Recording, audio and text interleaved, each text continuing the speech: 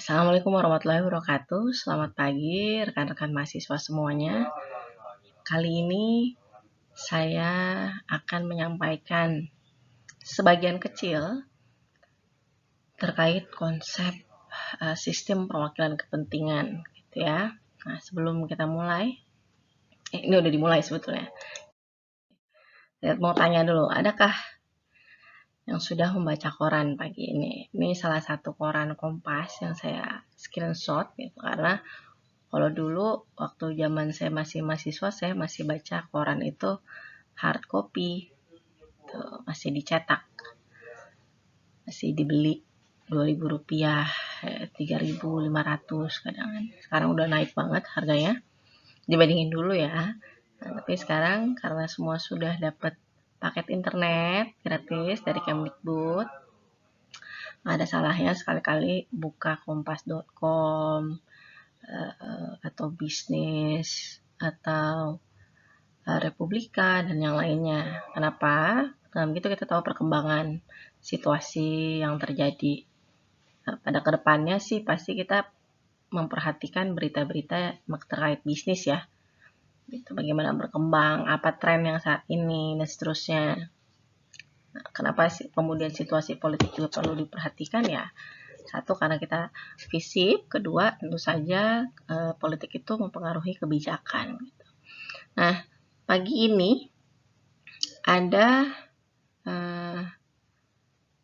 berita terkait Rizik Syihab bikin acara, ya kan? Mungkin teman-teman udah pada tahu beberapa topik yang juga muncul di sosial medianya, gitu ya. Yang ini ada ngomongin bagaimana itu terkait pilkada, kemudian bagaimana yang satu lainnya terkait sama isu kesehatan.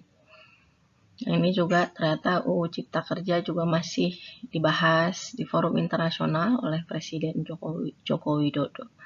Gitu. Nah, yang ini kita mau melihat tadi sistem perwakilan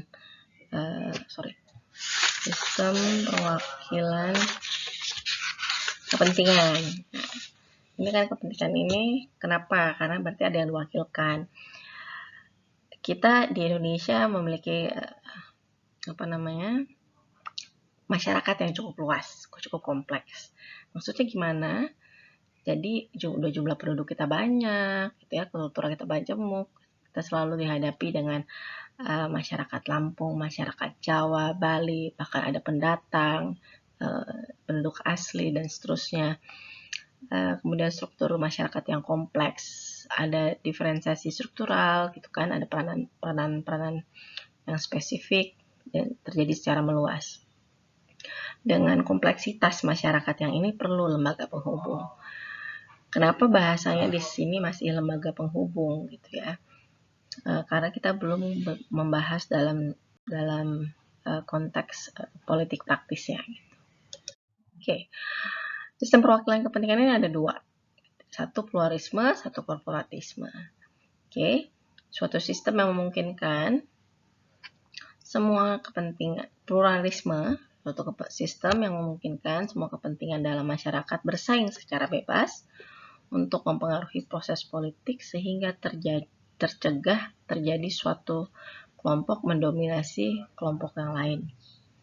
Korporatisme, upaya ganda untuk menghubungkan pemerintah dan masyarakat, yaitu penegaraan, statization, berbagai kegiatan organisasi masyarakat yang sering disebut dengan istilah lain, seperti politisasi dan birokrasi dan privatisasi beberapa urusan kenegaraan, gitu ya. Jadi ini tertutupnya, mohon maaf ini. Nanti saya akan juga share materinya di kelas ya. Oke. Sebelum melanjutkan penjelasan berikutnya, kita juga perlu mempertimbangkan apa yang terjadi sih di Indonesia, apa yang terjadi di Lampung, bagaimana, apakah kita sudah menunjukkan suatu perwakilan kepentingan yang plural atau kemudian dia korporatisme gitu. dan apakah kemudian mana yang diperlukan oleh Indonesia atau mungkin Provinsi Lampung secara khusus. Apakah plural, apakah semuanya harus terwakilkan, harus mampu diwakilkan, atau ya korporatisme yang terjadi. Nah, ini yang kemudian kita harus juga memahami bagaimana peta-peta masyarakat gitu. Misalnya kadang-kadang kalau misalnya teman-teman sudah sering diskusi politik ya, mungkin ada kelompok termarginalkan, ada yang tidak merasa tidak terwakilkan. Bagaimana kemudian di berita di Viklas juga saya masukkan ada anggota dewan yang berasal dari kelompok tertentu. Apakah kemudian itu menunjukkan adanya kepentingan dalam suatu keterwakilan gitu ya. Nah, hal yang berikutnya adalah kelompok kepentingan.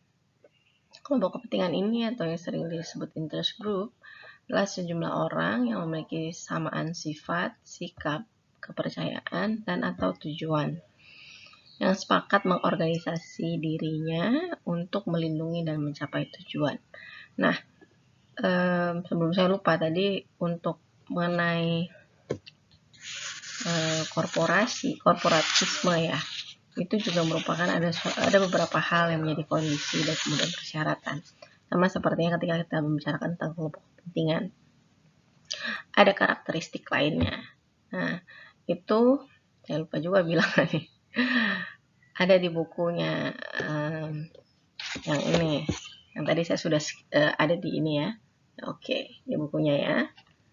Salah satu buku referensi yang bisa kita gunakan dalam perkuliahan ini. Nah, tentu saja buku-buku yang lain akan juga saya bahas lebih lanjut nanti. Nah, yang salah satu harus dipikirkan juga oleh teman-teman mahasiswa, kenapa kemarin mahasiswa ramai-ramai mendemo tentang Omnibus Law? Kepentingan siapa yang mereka bicarakan? Apakah kepentingan mahasiswa atau kepentingan yang lain? Maka perdebatan ketika mahasiswa ditunggangi kepentingan politik itu mampu dijawab apakah benar atau tidak. Nah, kita sebagai mahasiswa FISIP itu memiliki kepentingan tentu saja untuk memiliki kesadaran politik, gitu ya. Bagaimana kita mampu menyuarakan aspirasi-aspirasi kita? Bagaimana kita mampu menyuarakan apa yang kita ingin capai dalam kehidupan, gitu ya. Kemudian, marilah kita lanjutkan diskusi ini di Viklas. Saya akan membuat beberapa item. Saya meminta untuk semua mahasiswa mampu menonton video yang sudah saya siapkan. Kemudian juga menyampaikan pendapat di forum Viklas yang juga saya sediakan nanti. Dan masing-masing mahasiswa diminta untuk masuk ke Viklas yang sudah disediakan untuk setiap kelas gitu ya, karena angkatan 2020 ini ada 3 kelas gitu. Oke, saya tutup ya. Terima kasih banyak atas perhatiannya.